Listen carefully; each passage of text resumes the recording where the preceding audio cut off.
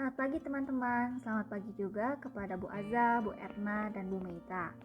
Pada kesempatan kali ini, saya Merciana Abigail NIM 35 beserta ketiga teman saya, Carola NIM 3, Antea NIM 27, dan Cesa NIM 31 akan mempresentasikan mengenai sequencing genom virus penyebab COVID-19 untuk pengembangan diagnosis COVID-19.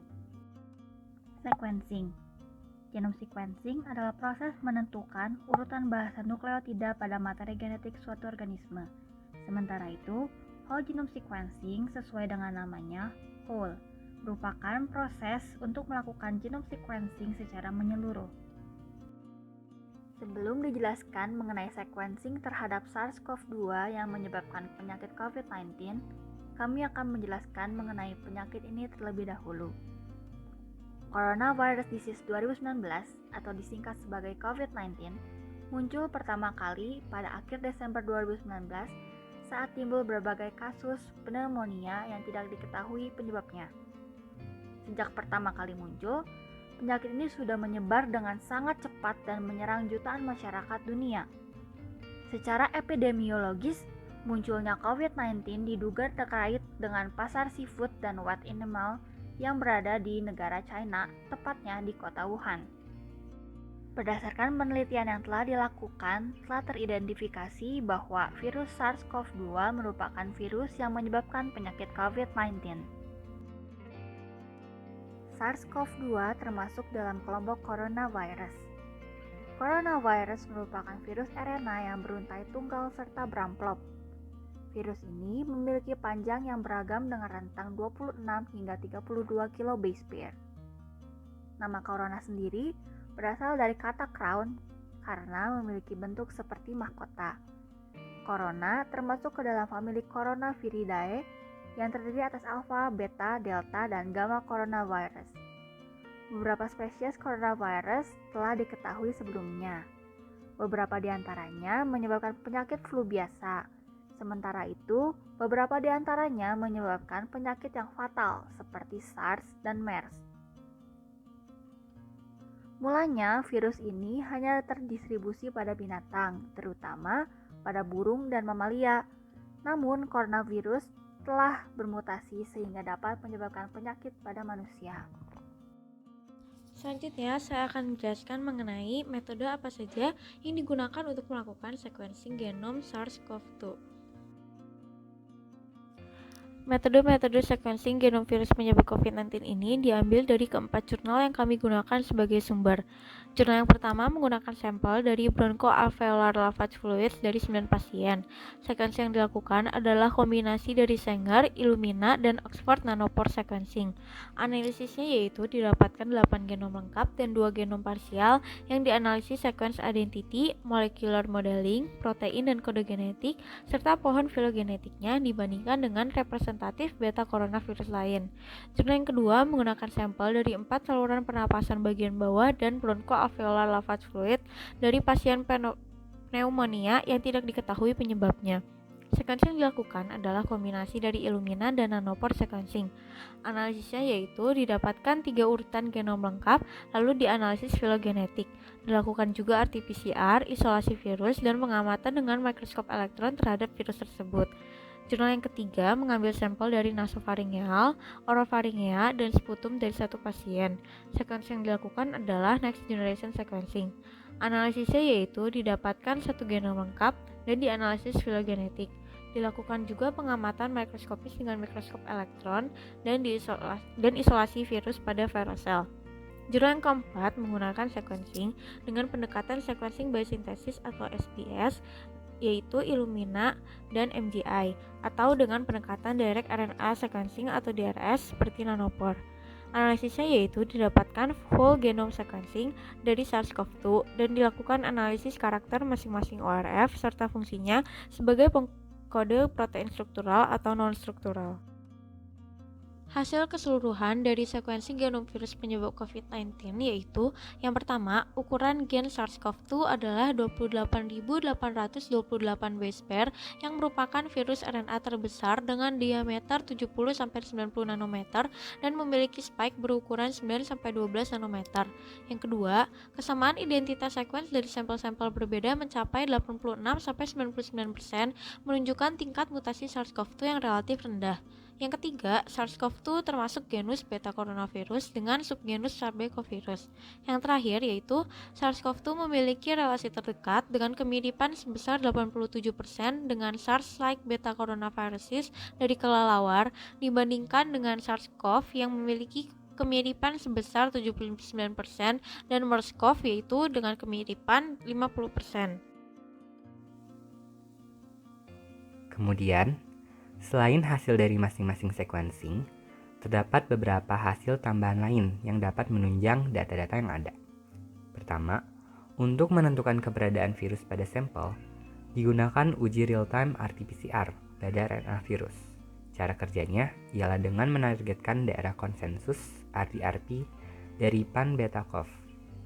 Selanjutnya, dilakukan pula isolasi dan pengamatan virus menggunakan mikroskop elektron. Dari hasil pengamatan mikroskop elektron ini, didapatkan bahwa negatif strain partikel SARS-CoV-2 ini berbentuk spherical dengan beberapa pleomorphism. Kemudian, diameter dari virus ini berkisar 60 hingga 140 nanometer dengan spike yang berukuran 9 hingga 12 nanometer. Untuk lebih jelasnya lagi, dapat diamati pada gambar 1 yang menunjukkan hasil dari mikroskop elektron, di mana A menunjukkan partikel negatif strain dari virus tersebut dan B merupakan partikel dari coronavirus pada sel epitel. Berdasarkan hasil yang ada, virus pada sampel ini memiliki morfologi yang sesuai dengan famili Coronaviridae. Selain itu, terdeteksi pula 12 daerah genetik pada virus tersebut, yaitu 1AB, S, 3, E, M, 7, 8, 9, 10B, N, 13, dan 14 yang serupa dengan beta coronavirus lainnya. Selain itu, spike protein dari SARS-CoV-2 ini dinilai lebih panjang dibandingkan dengan spike protein beta coronavirus lainnya. Dan berdasarkan hasil molecular modeling, diduga bahwa virus ini menggunakan protein ACE2 sebagai reseptor seperti SARS-CoV-1 karena adanya kemiripan struktur reseptor binding domain. Berikut juga dilampirkan gambar 2 yang menunjukkan hasil dari analisis filogenetik dari SARS-CoV-2. Selanjutnya juga menunjukkan bahwa SARS-CoV-2 ini memiliki struktur berupa poli A pada kepala 5 aksen dan ujung 3 aksennya. Kemudian, virus bereplikasi dengan bantuan enzim RNA-dependent RNA polymerase, di mana pada sel inang, virus melakukan transkripsi dan replikasi yang melibatkan sintesis dari poliprotein 1A atau 1B. Proses transkripsi ini terjadi pada kompleks replikasi transkripsi yang melakukan sintesis fragmen subgenomik RNA, dan subgenomik RNA ini dikodekan pada genom coronavirus. Untuk subgenomik RNA yang lebih pendek, ia akan mengkodekan protein struktural seperti spike protein, envelope protein, protein membran, dan nucleocapsid protein. Kemudian, yang terakhir, pada genom SARS-CoV-2 terdapat 6 protein aksesoris, di mana di antara 6 protein aksesoris ini, friendship antara ORF1A dan ORF1B membantu produksi polipeptida 1A dan 1AB. Yang kemudian proses ini dibantu oleh enzim chymotrypsin-like protease atau main protease. Untuk enzim papin-like protease ini digunakan untuk memproduksi 16 non-struktural protein, sedangkan ORF lainnya mengkodekan protein struktural. Hasil sequencing genom SARS-CoV-2 sangatlah penting untuk kemajuan dan perkembangan proses diagnostik COVID-19. Beberapa peran dan fungsinya antara lain: Sekuens lengkap SARS-CoV-2 dapat digunakan dalam penelitian lebih lanjut untuk mempelajari karakteristik transmisi dan evolusi virus. Selain itu, sekuens gen yang telah teridentifikasi dapat dieksploitasi untuk produksi antidot sintetis dan vaksin yang efisien melalui teknologi rekayasa genetika.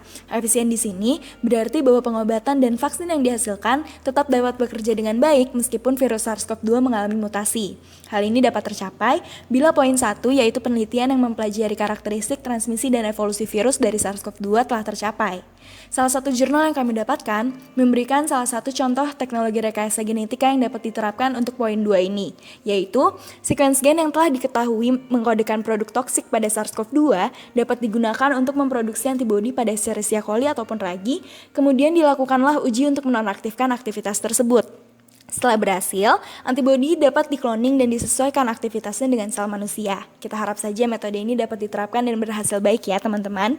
Untuk selanjutnya, salah satu jurnal lain yang kami dapatkan menggunakan hasil analisis genom untuk mengembangkan metode RT-PCR detection assay untuk mendeteksi SARS-CoV-2 dengan tepat dan cepat. Sedangkan jurnal lain menggunakan analisis genom SARS-CoV-2 untuk mengembangkan deteksi COVID-19 dengan uji sensitif dan spesifik yang menargetkan Orstatulab dan regions pada genom SARS-CoV-2. Primer, probe, dan prosedur operasi standar tersebut untuk mendeteksi SARS-CoV-2 yang berhasil dilakukan dapat kemudian dibagikan pada pihak-pihak berwenang sebagai konsiderasi untuk menentukan metode-metode untuk deteksi infeksi SARS-CoV-2 ke depannya. Dan yang terakhir, sekuens lengkap SARS-CoV-2 yang berkualitas baik dapat digunakan sebagai genom referensi dalam next generation sequencing ataupun RT-PCR untuk membantu diagnosis COVID-19. Karena sekuens dengan kualitas yang baik akan melengkapi karakterisasi gen pengkode toksin, maka sangat penting untuk dikembangkan untuk mendiagnosis pasien. Oleh karena itu, berdasarkan 6 poin ini, dapat disimpulkan bahwa sequencing genom SARS-CoV-2 sangatlah penting untuk kemajuan proses diagnosis COVID-19. Berikut ini adalah 4 jurnal yang kami gunakan untuk membuat kesimpulan dan pembahasan pada video ini. Sekian penjelasan dari kami. Mohon maaf bila kiranya selama video ini ada kata-kata atau penjelasan kami yang kurang berkenan. Tapi kami harap video ini dapat menambah wawasan dan harapan kita semua bahwa COVID-19 dapat diatasi. Percaya saja bahwa harapan, doa, solidaritas, dan kesabaran akan membawa kita bersama untuk keluar dari masa-masa gelap seperti saat ini. Jadi jangan lupa untuk tetap berdoa, tetap di rumah, dan mari semangat melawan COVID-19. Sehat selalu teman-teman, terima kasih.